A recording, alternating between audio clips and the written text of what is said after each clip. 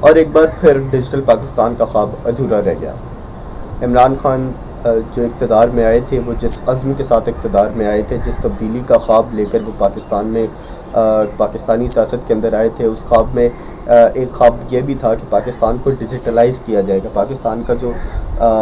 ایک ایرا جو ہے اس کو چینج کر دیا جائے گا، اس کو ڈیجیٹلی کنورٹ کر دیا جائے گا۔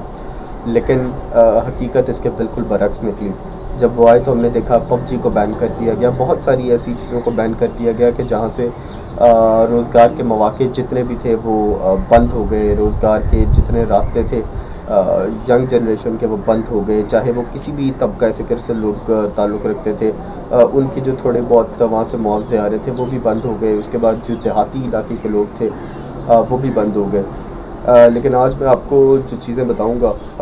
وہ ہیں 7 آپ کے ایسے فیکٹس جو کہ خالی ٹک ٹاک کے اوپر مبنی ہیں، اور یہ ایک حیران کن قسم کے فیکٹس ہیں، اور جب آپ کو یہ پتہ چلیں گے تو آپ کے دماغ میں یہ بات ضرور آئے گی کہ یہ فیصلہ کیا سوچ کر، کیا سمجھ کر کیا گیا پاکستان کے اندر۔ اس اپلیکیشن کو جس بنا کے اوپر بین کیا گیا کہ وائلنٹ اور غیر اخلاقی مواد جو ہے وہ یہاں پر چلایا جا رہا تھا، اس بنا کے اوپر اس ایپ کو بند کرنا یہ سمجھ سے بالاتر ہے۔ تو جو 7 ہمارے پاس اسٹیٹسٹکس ہیں پوری دنیا سے، وہ یہ بتاتے ہیں کہ 800 million active users worldwide TikTok کے ہیں اس وقت۔ 800 ملین کا مطلب جو ہے وہ آپ کو بھی پتہ ہے کہ 80 کروڑ ایکٹیو یوزرز اس وقت دنیا کے اندر جو ہے وہ اس اپلیکیشن کو یوز کر رہے ہیں۔ دوسرا، 2 billion times this application has been downloaded on the App Store۔ 2 billion لوگ 2 بلین دفعہ جو ہے وہ یہ اپلیکیشن ڈاؤن لوڈ ہو چکی ہے اگر ایپ اسٹور کے اوپر، تو آپ خود ہی اندازہ لگا لیں کہ ایک ملک، ایک دنیا کے اندر جو ہے وہ کتنے لوگ بستے ہیں، اور اگر اس حساب سے آپ اس کی کنزیومر ریشو اگر نکال لیں تو آپ کو بہت اچھے طریقے سے اندازہ ہو جائے گا کہ اس کی کس حساب سے پاپولیرٹی ہے اس اپلیکیشن کی۔ اس کے بعد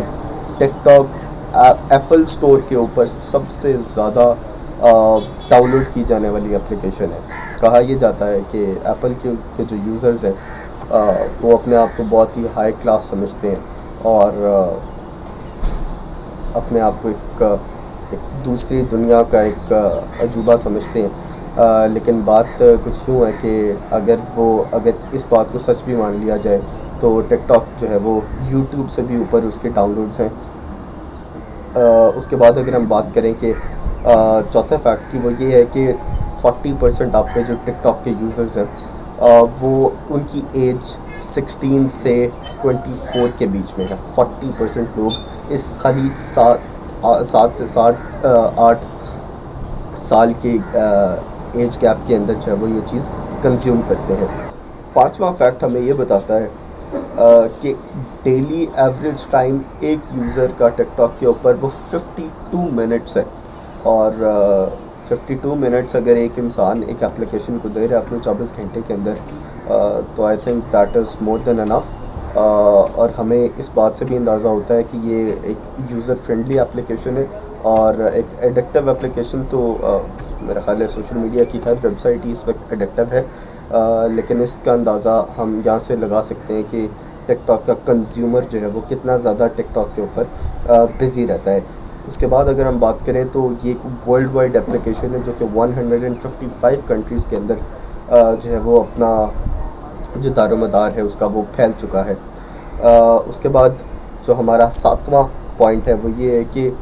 1 بلین سے زیادہ ویڈیوز جو ہے وہ ہر سال ٹک ٹاک کے اوپر جو ہے وہ دیکھی جاتی ہیں۔ تو